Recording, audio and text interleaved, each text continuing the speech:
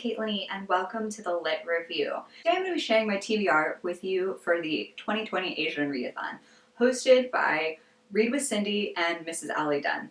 So I am super excited about this. I really love Cindy's channel and I recently found Ali's channel and really love that. And so I will link both of their channels down below, as well as the link to the amazingly thorough Google Doc that they have worked so hard on and crowdsourced a ton of books that would fit for the prompts for this Asian Readathon. So let's get into what those prompts are and what are the rules for this readathon in general. There will be a group book, which is Celeste Ng's Little Fires Everywhere. I think on Ali's channel there's gonna be a wrap-up video or read-along video on the 15th, or no, May 16th at 7 p.m. Eastern on Ali's channel. And then for the 15th through the 29th, you're encouraged to actually watch the Hulu adaptation of Little Fires Everywhere. And there will be a live show for that May 30th, 7 p.m. Eastern, for that watch-along on Ali's channel as well. The other prompts, though, let's talk about those and how I'm going to navigate them. There are 4 prompts for that 15-day readathon, and one of the overarching rules for this entire readathon is that you should be reading either characters and or authors who represent different types of Asian identity or ethnicity. Because I really like how Read with Cindy put it, where she was like, Asian identity isn't a monolith. There are so many ways in which that identity stretches to different countries, different cultures, different aspects of identity. And so this readathon is really not just about reading somebody who you assume has an Asian identity, somebody that, is good representation in either characters or the authors, and really own voices rep as much as possible, which is something I really have been enjoying as part of the readathon. I think that's a really badass rule, and I'm looking forward to it. So how this video is going to roll out is I am going to give you what I'll be reading for my TBR, and then I'm at the end going to do a lightning round where I know I talk a lot, I'm sorry, but not that sorry, so here we are. But I'm going to give you a lightning round where I also recommend 4 additional books that I have read and really loved, so that if you're feeling stuck, that you can maybe, get some inspiration, not just from my TBR, but from books I've already read that fall into these categories. So with each of these, I will be telling you what challenge they fulfill, but also how the author identifies in terms of their identity, so that you can get a full sense and scope of what this readathon's all about. The first one is super easy. It's just read a book by an Asian author. That's it. And you've participated by doing that, so easy. And one of the things that I needed to do for Litland was read a nonfiction book, so I decided to tackle Marie Kondo's Spark Joy. Now, this is the illustrated version, and by illustrated, it's not like a graphic novel, it just has some cute little diagrams and such. But this is the illustrated version of her life-changing magic of tidying up, and she also has a Netflix show. I almost said Hulu. She has a Netflix show, so maybe I'll do a little bit of both, but Marie Kondo is Japanese, and so that is my first challenge for the Asian Readathon. I'm a little intimidated by this. If you've seen any of my other videos, particularly the These Books Will Self-Destruct in 12 Months video that I put out recently, this one scares the pants off of me because I am a messy, cluttered individual, and she seems so lovely, but I don't know if I'm really ready to change my ways. We're gonna try. But this is part of an ongoing challenge video on my channel, and I'm kind of looking forward to this. This is a great excuse to read Spark Joy. So the next challenge is to read a book featuring an Asian character or written by an Asian author that you identify with. So Cindy described this as being if you are, say, a woman or identify as a woman, then read a female author. Or you could get creative with this, how you identify could stretch in a lot of different ways. This is really a readathon about valorizing and celebrating identity and how you choose to identify. So I am going to follow along in the example I gave, and I identify as a woman, and I will be reading a female author. This is Roshani Chakshi's A Crown of Wishes. So this is the sequel to A Star Touched Queen, and Roshani Chakshi identifies as Filipino Indian, so that is you know, how this is going to fit in as well. And I don't know what to say.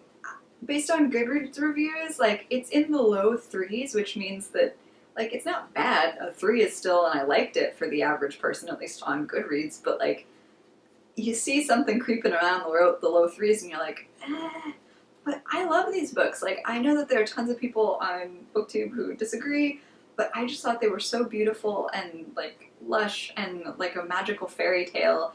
And it's a duology, I believe, so the second book, Crown of Wishes, follows a character that you meet in A Star-Touched Queen. This book follows Gauri, and she is the Princess of Bharata, and she has to kind of like join a magical competition with a potential enemy who is the prince of a neighboring land. I loved it. I don't know why I'm so apologetic. Maybe it's because, you know, some other people weren't loving it, but I'm excited to read this. So for challenge number 3 for the Asian Readathon, you have to basically do the opposite of challenge number 2. And that is read a book with an Asian character or written by an Asian author that you do not necessarily relate to or identify with. And so for that book, and again, you could be super creative with this. The example I'm going to give you here is that, you know, I identify as straight, and the characters in Natasha Nyan's Girls of Storm and Shadow, it's a female-female romance, so their sexuality is on the LGBTQIA+ spectrum. And yeah, so I am really looking forward to this. This is another sequel that I'm so excited to get to in a TBR. I liked Girls of Paper and Fire so much. And again, really lovely writing style from Yan. So Chinese, Malaysian, and English is how the document that I mentioned earlier that Read with Cindy and Ali Dunn put together, like that is how Yan is identified. And so that, again, that document was super helpful if you are curious, want to know, if you are like me and didn't want to misidentify anybody inaccurately. I think that resource is super helpful and just a good thing to be thoughtful about while you're crafting your TBRs and exploring this really awesome readathon. So anyway, I digress. But in the first book, Girls of Paper and Fire, we meet Lei, who is a paper girl. And paper girls are members of like a larger caste system in this really fantastical, magical world where mortal women, or mortal individuals, I should say, it's because it's not just the women, are in the paper caste, which is the lowest. So it's ruled over by a demon king, and all of the like demons in this world are humanoid, but definitely animals. Like the demon king, for example, basically is a bipedal bull. Like he walks on 2 legs. It's not like animalistic, but he looks like a bull. And then so you meet people who look like foxes or cranes or, you know, rhinos, you know, like that's just kind of the worldview here. And so people who look like human beings as we know them are considered lesser than. And in this world, once a year, the demon king marries 12 paper girls, and these paper girls and their families are kind of elevated out of that lower caste. They're taken care of, so it's often seen as a really positive thing, even though these girls undergo so much trauma and, frankly, rape at the hands of the demon king, or at least the majority of them. Some of them are willing, most of them are not.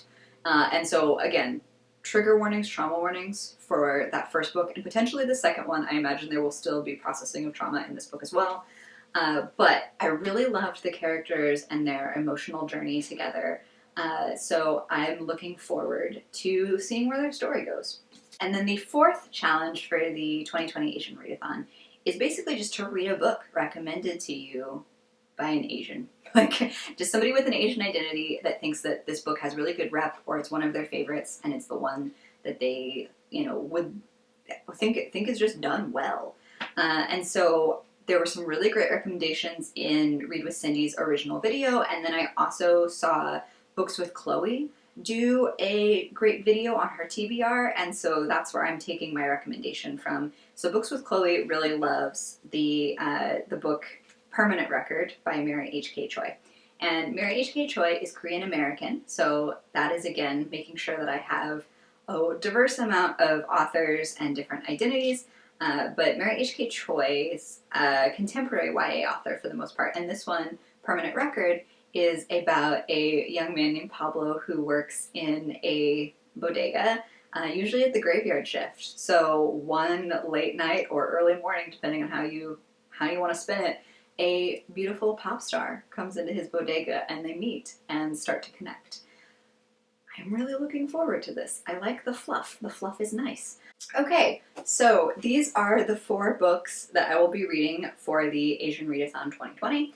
Again, like I said, the 5th challenge is to read the group book, which is Little Fires Everywhere by Celeste Ng. I have recently read Little Fires Everywhere, so again, I'm not going to be including that, but I am going to show up for the live show. It is one of my favorite books. I can't wait to discuss it with more people. And maybe if I have time, I'll do a reread, but I'm not going to lock myself into that because I don't know how much time I'm actually going to have to read in May. And then just to give you a full spectrum and scope of these, what else you could be reading for this readathon, I'm going to do kind of a lightning round where I just give you 4 quick recommendations for books that could fit for you. And these are all books that I really loved and highly recommend. Each and every one of them identifies their cultural heritage differently, so it would fit really well within the readathon. So I will do my best to keep it on the short side. Like, I know I'm talkative, I know I am chatty, but I'm gonna do it. Lightning round, and we're gonna make it happen. The first book I'd like to recommend to you in this lightning round is Poor Anima by Kathy Zhang. Zhang is a Vietnamese American poet. Her culture is from the Hmong culture, and so she writes poetry from that space of being a first generation American. She writes about grief. She writes about domesticity and what that means in her life, and just like her, because her parents are farmers in California, and so this is really just gorgeously written. This covers perfection. Highly recommend this. It is really evocative. It will, if you are interested in reading about grief, the immigrant experience, trauma, really gorgeous, lush descriptions of not only food, but just flora and fauna as well. Like, I can't recommend this one highly enough. Then, because I am going to be reading it in my TBR, I feel compelled to recommend to you The Star Touch Queen by Roshani Chokshi. I talked about this a lot just a few minutes ago, so I'm not gonna overdo it, but it's really magical, really wonderful, and Chokshi identifies as Filipina Indian, so highly recommend this. It is a gorgeous fantasy. Go for it. One of my favorite books, honestly, from 2020. I read this in January, and I still think about it all the dang time, and that is We Hunt the Flame by Hafsa Faisal. And Faisal is Sri Lankan, I believe, so this would count for this. This is also a really just lush YA fantasy, really gorgeous, and you can see the shiny cover, but really great identity structures and like really challenges identity structures, really cool magic. I don't know, I just love this so much. The prose completely swept me away, and I can't recommend this highly enough. So the last book that I'm going to recommend to you for the lightning round is The Prince and the Dressmaker by Jin Wang. And Jin Wang is Chinese. But The Prince and the Dressmaker is this really, really gorgeous graphic novel that if you like fashion, definitely check this out. The colors are beautiful and lush. And the story is about a young prince who moonlights as a drag queen. And he becomes best friends with this dressmaker whose work he really admires. And it's about their journey together and like him trying to keep his secret hidden and her wanting her work to be more known. So it is just really emotional, really beautiful, really good representation in here too. I highly recommend. That is my TBR for the 2020 Asian Readathon, as well as some additional really fast recommendations for you.